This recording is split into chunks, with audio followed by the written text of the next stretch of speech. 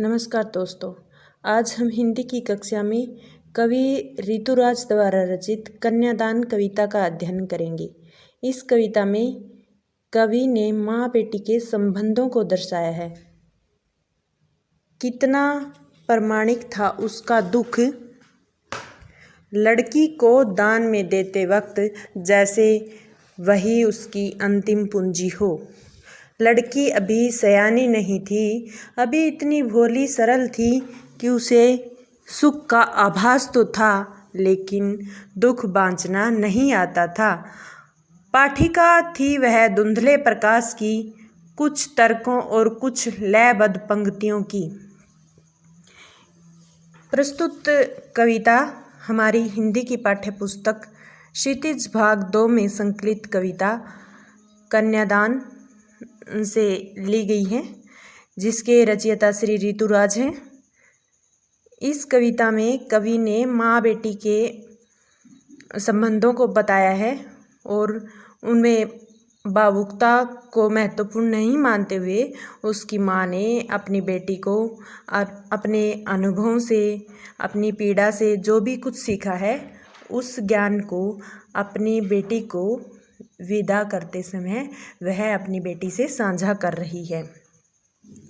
कवि कहता है कि माँ ने अपने जीवन में जिन दुखों को भोगा था, सहा था, उसे अपनी लड़की का विवाह करते हुए कन्यादान के समय वह सब समझाना और उसे इसकी जानकारी देना बहुत अधिक आवश्यक था, सच्चा था। उसकी बेटी ही तो उसकी अंतिम संपत्ति थी, उसकी अंतिम पूंजी थी, अंतिम संपत्ति थी।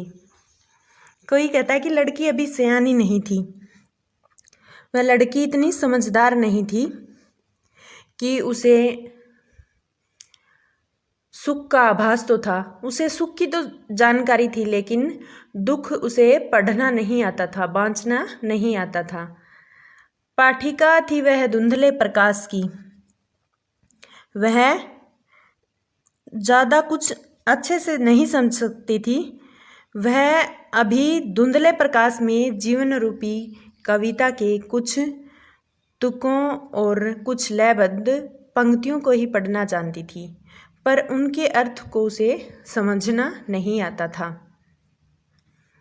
माँ ने कहा, पानी में झांक कर अपने चेहरे पर मत रीझना। दूसरे पैराग्राफ में माँ कहती है कि तुम पानी में देखकर अपनी सुंदरता पर खुश मत होना, केवल अपनी सुंदरता और बनाव श्रृंगार की ओर ध्यान मत देना। आग रोटियां सेकने के लिए है, जलने के लिए नहीं।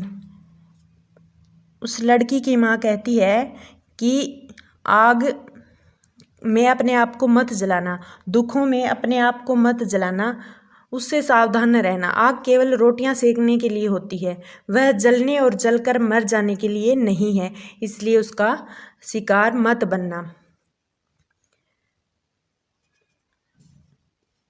तरह तरह के वस्त्र और गहने आपको लोभाने के लिए दिए जाएंगे, लेकिन वो सारे बंधन हैं, उनके झांसे में मत आना। लड़की की माँ उस लड़की को समझाते हुए कहती है कि तुम लड़की हो ना, लेकिन लड़की जैसा दिखाई मत देना, कि अपने आप को लड़कियों जैसा कमज़ोर मत बनाने देना।